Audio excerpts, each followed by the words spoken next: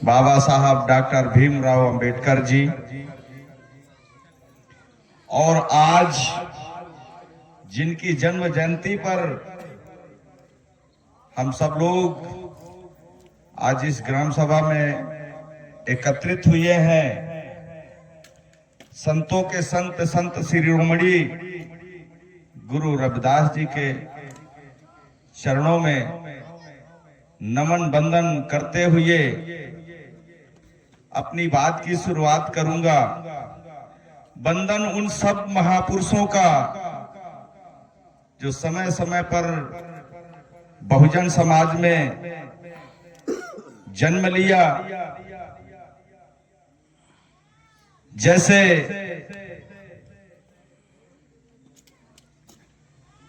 बिजली पासी जी,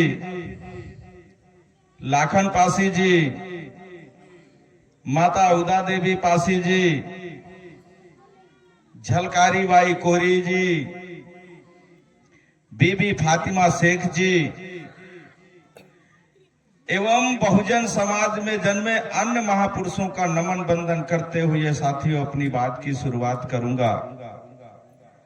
बंदन यहाँ की धरा का जो आज मुझे यहाँ पर बोलने का अवसर प्राप्त हो रहा है, बंदन यहाँ के मातृशक्ति का, नौजवान साथियों का, बड़े भाइयों का, बुजुर्गों का, जो हमारी बात को सुनने के लिए इतना बहुमूल्य समय देकर, समय निकालकर यहाँ बैठे हुए हैं।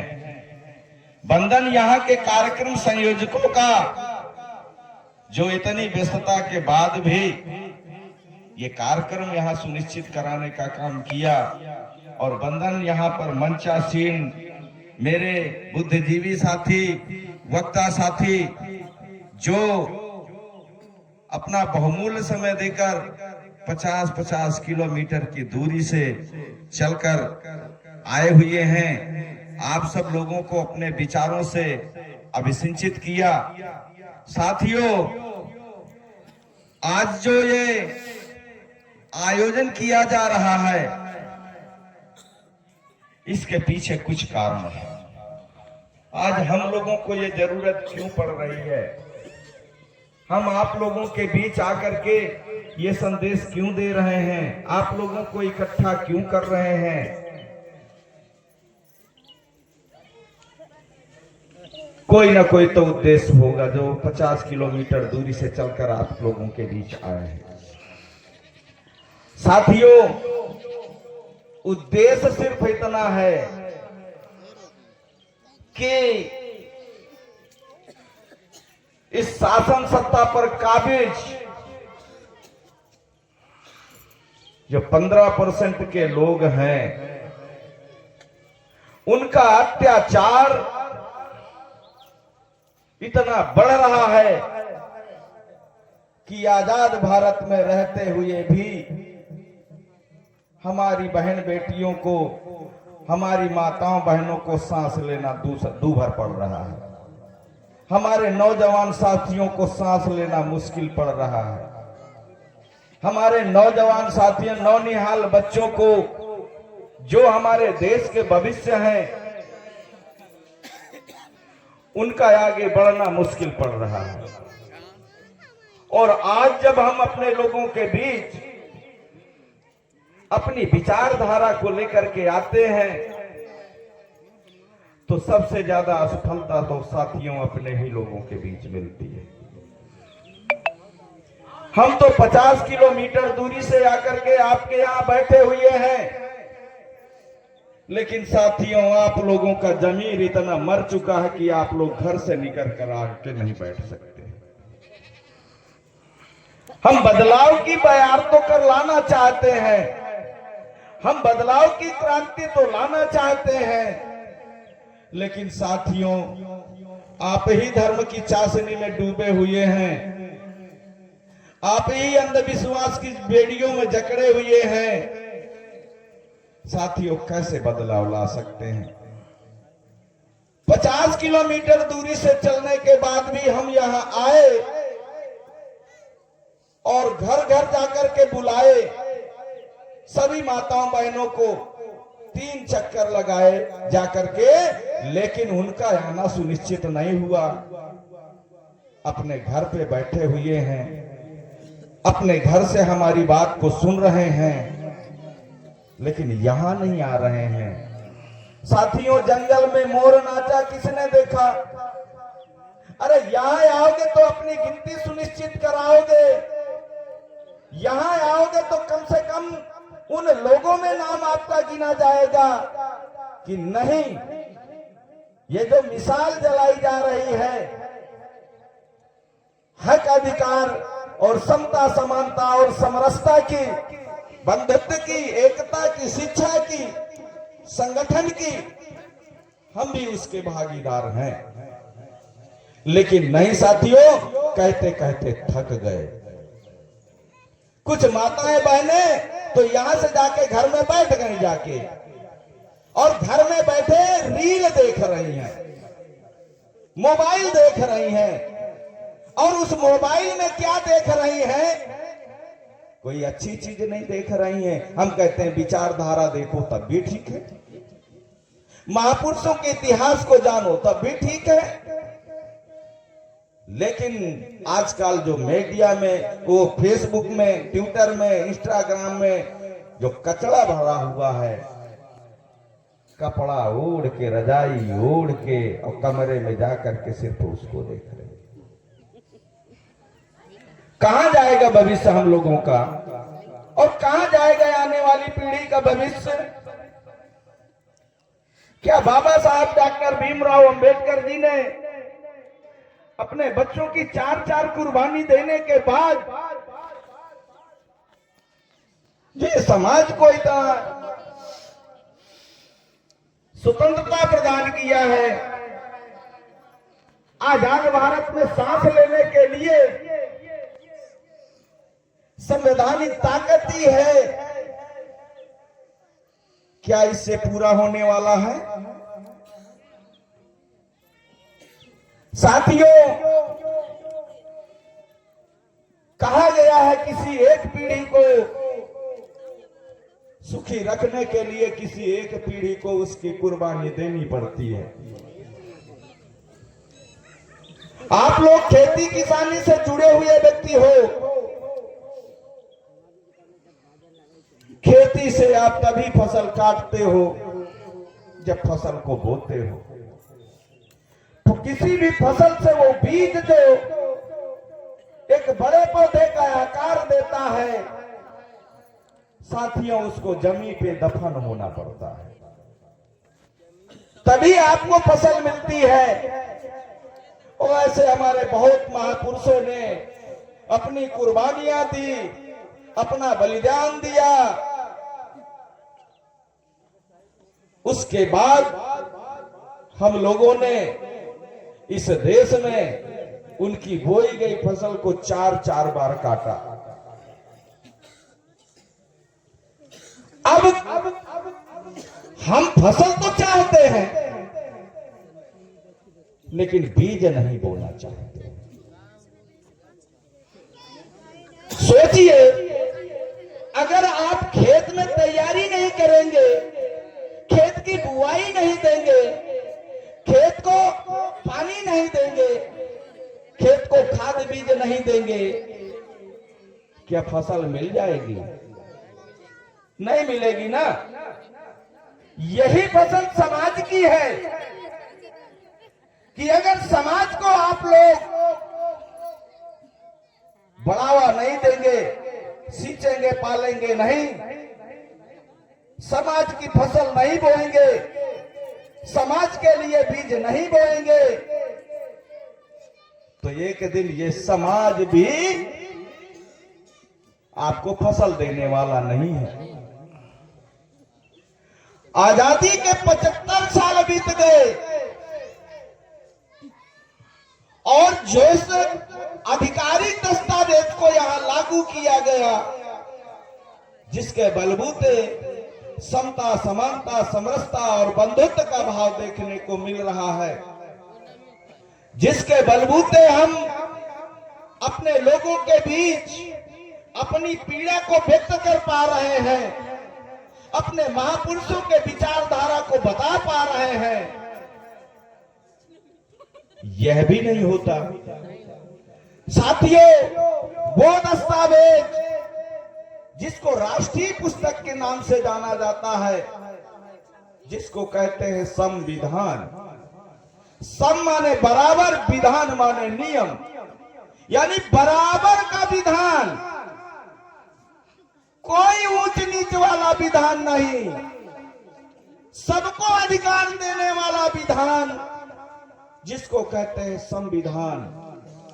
साथियों, संविधान का एक पेज भी नहीं खुला है। संविधान की उद्देशिका ही नहीं पूरी हुई है, और मनुवादियों के पेट में दर्द होना शुरू हो गया। यानी 75 साल से आप लोग संविधान का एक पेज नहीं शुरू कर पाए हैं। मर जाना चाहिए चुल्लू भर पानी में हमारे ऐसे समाज को, जो बहन बेटियों का अत्याचार देख रहा है और उसका जमीर सोया हुआ है, उसका खून जाम हो गया है नसों में, मुर्दा बने जो है घर में बैठे हुए हैं। कौन बलिदान देगा समाज के लिए अपने बेटे को? हम भी किसी मां के लाल हैं। हमारे भी माता पिता चाहते हैं कि हमारा बेटा गोली ना खाए। कैसे बदलाव होगा? हम भी घर में दुबक के बैठ जाएं? नहीं, हम शिक्षित हैं तो हम शिक्षा का प्रमाण दे रहे हैं, हम जीवित हैं तो जिए हम जीने का प्रमाण दे रहे हैं। गोली कल लगे, आज लग जाए, अभी लग जाए, हम अपने समाज के लिए गोली खाने को तैयार हैं। हमारा एक एक खून का कतरा हमारे समाज के लिए, अपने समाज के लिए हमारे माँ बाप ने न्यौछावर कर दिया है कि चाहिए आपको, हमने समाज के लिए दिया। बदलिए आप समाज को। लेकिन हम समाज बदलने के लिए तैयार हैं। अगर हमारा समाज ही बदलने के लिए तैयार ना हो तो हम किसको तैयार करेंगे? हम किसको बदलेंगे? आज भी अमर जमीर जिंदा है। आज भी अगर खोल रहा है वो मूल निवासी, वो पुराने जो फैक्ट्री है, जो यहाँ के मूल निवासी है, जो कभी इतिहास में कलम उठाई तो संविधान लिख दिया और तलवार उठाई तो भीमा कोरे गांव लिख दिया। अगर भक्ति भावना में आए तो संतों का संत शिरोमणि रविदास बन गए, और अगर विज्ञान के क्षेत्र में आए तो अब्दुल कलाम बन गए। हमारा कमजोर समाज नहीं है, बस हम अपने समाज को आगे बढ़ाने के लिए वो बोने वाला बीज देना बंद कर दिए हैं। हमारे समाज में आज भी उपज है, लेकिन उस समाज के लिए काम करना हमने बंद कर दिया है। उस समाज के लिए हम सहयोग देना बंद कर दिया है। वो 32-36 हाथ वाली बैठती हैं आकर के काल्पनिक, वो हम बढ़ चढ़ कर दान देते हैं, जाकर के समय देते हैं, पैसा देते हैं और मेहनत भी करते हैं। और ये आपका कार्यक्रम है, आपके महापुरुषों का कार्यक्रम है, आपके भविष्य की विचारधारा का कार्यक्रम है। तो यहां बुलावा देने के लिए इंतजार कर रहे हो? यहीं से सोच समझ में आती है। साथियों, ये पहला कार्यक्रम है। अगर मेरी बात चुभती हो तो चुभ जाए तो मेरी बात सफल हो जाए। आपको अगर मेरी बात चुभ जाए तो सफल हो जाएगा ये कार्यक्रम, और अगर नहीं चुभती है तो मैं समझूंगा कि इस फरीदपुर की जमीन पर, जो ये सबसे ज्यादा आबादी वाला क्षेत्र जो 85% का है, मैं समझ लूंगा कि इनकी जमीन, इनका जो है बुझ चुका है। इनके खून में जो उबाल है वो ठंडा हो चुका है। और अगर जमीन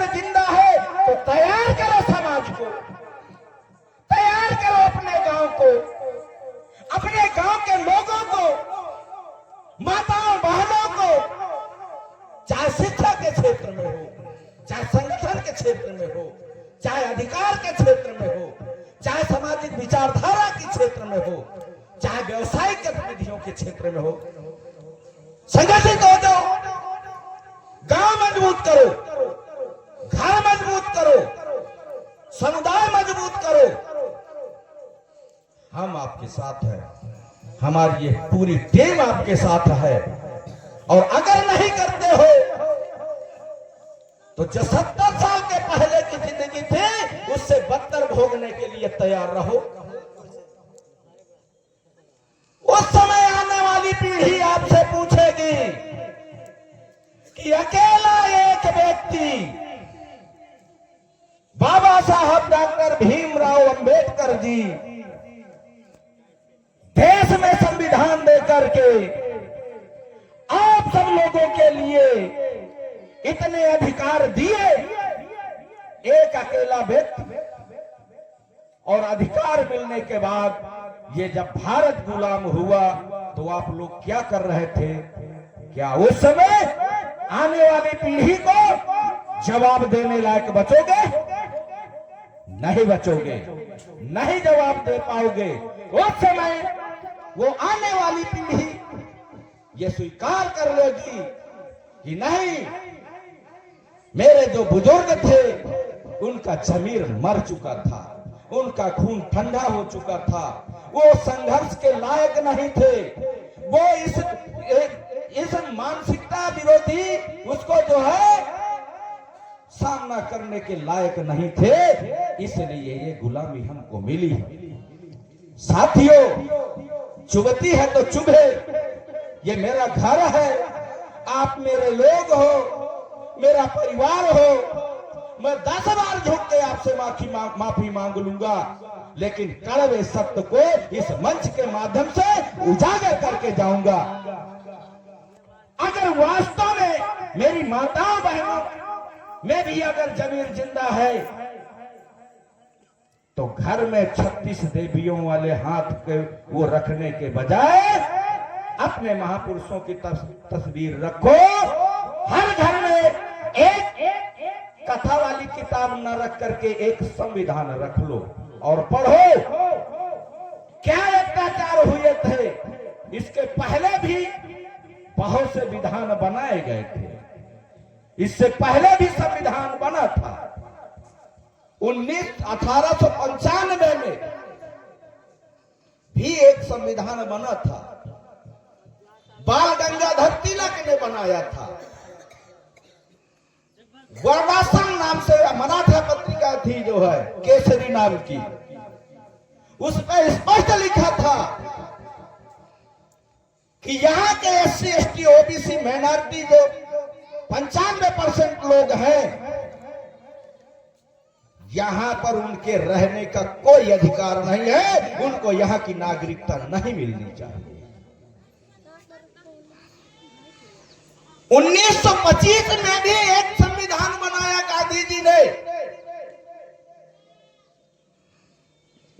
एक उसमें उन्होंने भी लिखा और उनके उसमें भी यही चीज लिखी थी कि यहाँ के मूल निवासियों को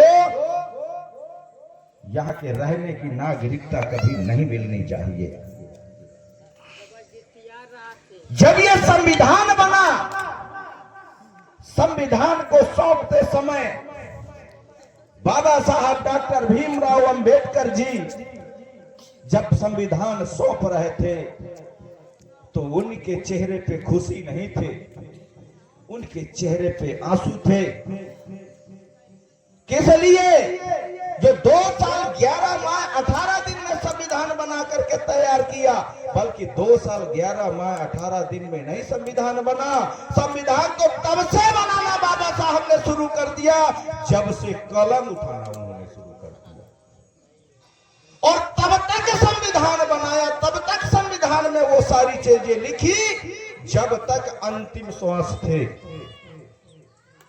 साथियों, मुझे लगता है कि मैं समय ज्यादा ले रहा हूं, मुझे इशारा मिल चुका है, तो मैं अब आपको अपने धीरे धीरे अपने गंतव्य की ओर ले जाते हुए, वहां पर साथियों भी जो है बाबा साहब डॉक्टर भीमराव अंबेडकर जी ने वो संघर्ष किया। आज जब हमको ये सब सारी चीजें मिल जा रही हैं तो क्या समझ रहे हैं आप? सब कुछ मिल गया आपको? आज भी तो नहीं अधिकार मिला। जिस समय संविधान लागू हुआ था उस समय से सारी धार्मिक चीजों को शून्य कर दिया गया था। क्या शून्य हो गया? बाबा साहब ने मनुस्मृति को जलाया था, क्या उसका असर खत्म हो गया? बढ़ गया ना। क्यों बढ़ गया? क्योंकि आप सब लोगों की जबान पे टेप लग गया। आपने बोलना बंद कर दिया, आप लोगों ने विरोध करना बंद कर दिया। और याद रखिए, शोषण उसी समाज का होता है जो विरोध नहीं करता है, जिनकी जबान चुप हो जाती है। साथियों, कहना तो बहुत कुछ है मुझे, लेकिन समय इजाजत नहीं देता। मेरे और भी वक्ता साथी हैं और यहां से जाकर के और भी कार्यक्रम हैं। तो साथियों, मैं आपसे चाहूंगा कि अगर मेरे वक्तव्य में कोई गलती से कोई ऐसा शब्द निकल गया हो जो आपको दिल को छू गया हो, बुरा लग गया हो, माफ करना। जय भीम, नमो।